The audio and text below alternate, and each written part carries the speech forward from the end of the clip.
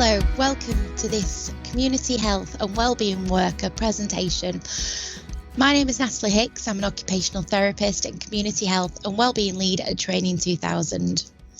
Today's session aims and objectives are to build awareness and understanding of the apprenticeship, to understand how the apprenticeship can benefit your service and your patients. The objectives are to be able to recognise the value of the course approved by the Institute for Apprenticeships and Technical Education, to identify where to find details about the apprenticeship on the Institute for Apprenticeships and Technical Education website, to support you to visualise the content of the course, and to help you identify how to fund the course with little or no cost to your service, and to help you to recognise how the apprenticeship fulfils the National Association of Link Workers educational standards. The course is approved by the Institute for Apprenticeships and Technical Education, and the course by design is flexible so that it can meet the needs of your clients. There are 10 set duties or modules. Teaching is performed over 12 months, which is the shortest period that any apprenticeship can be taught. The assessment, known as the endpoint assessment, has 3 parts. All 3 must be passed. There are 3 hours per week of classroom-based learning, which can be done online.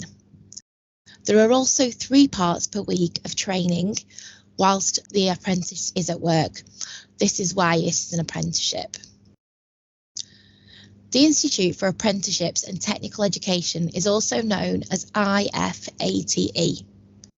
They develop, approve, review and revise apprenticeships and technical qualifications, and that includes the Community Health and Wellbeing Worker. They do Level 2 or GCSE level qualifications. They do degree apprenticeships, which is level 6. And that includes degrees such as physiotherapy and nursing ones. They also do level 7 apprenticeships. They have built over 600 occupational standards across 15 occupational routes and 15 sectors. The Community Health and Wellbeing Worker is an occupational standard. The IFATE was created in 2017 as an arm's length body of the Department for Education. The Community Health and Wellbeing Worker has its own section of their website. At the top is a link for you, and I will be repeating that right at the end.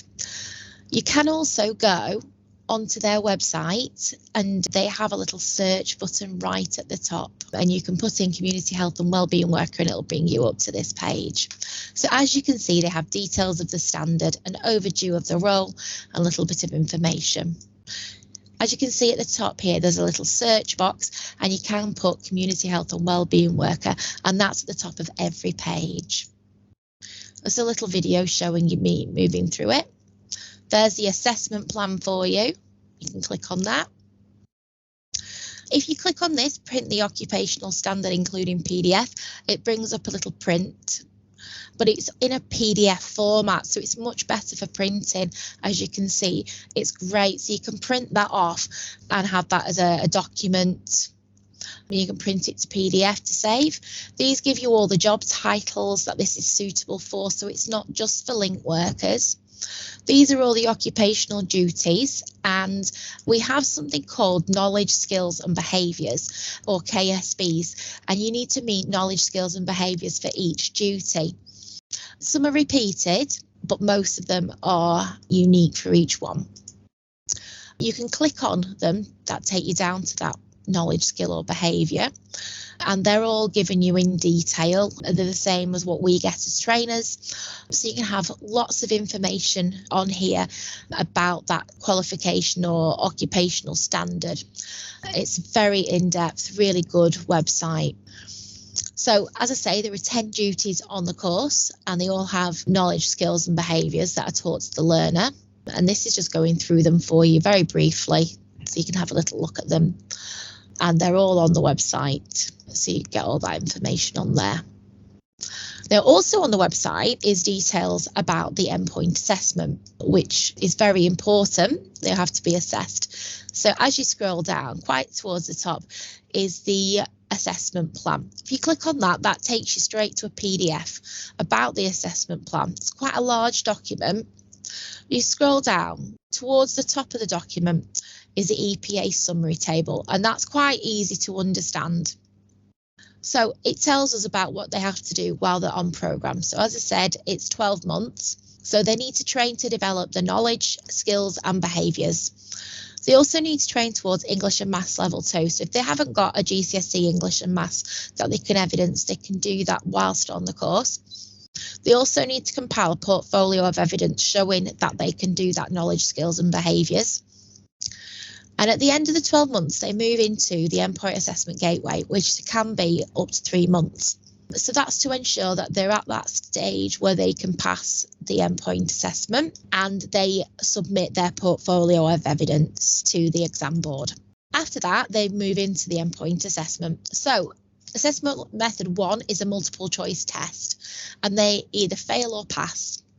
Method number 2 is a demonstration of practice, and that's either fail, pass or distinction.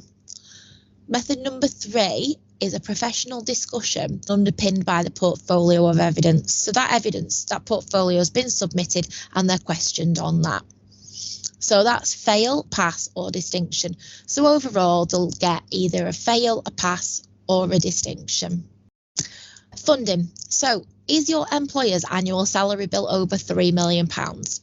So if you're a large organisation, you'll be paying into the apprenticeship levy already, and that will pay the £7,000 of costs for the course. That just gets dealt with. We will deal with that, or the business development of the training company, they will deal with that, so don't worry. If not, it's £350, it's a 5% contribution, and the government deal with the rest.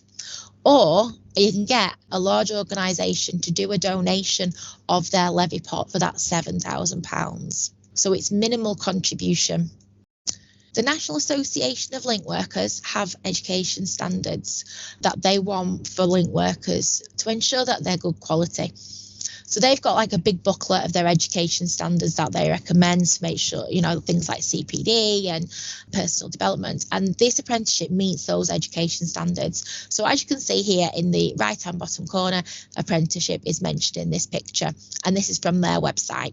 So I recommend you have a little look at their website to find their education standards and compare that to the apprenticeship as well. If you've got any questions at all, please feel free to contact me. And I'm more than happy to help you just answer those questions or send you these links as well. I'm here in the capacity of an occupational therapist. I'm doing this as an OT who just wants to promote this course rather than trying to sell on behalf of the company that I work for. The Institute for Apprenticeships website is here. As I said, you can just go to the instituteforapprenticeships.org and key in community health and wellbeing in that box. And then there is also the National Association of Link Workers website as well. Thank you for joining me, and I hope that you enjoy the rest of the Personal Care Institute's presentations this week. Thank you.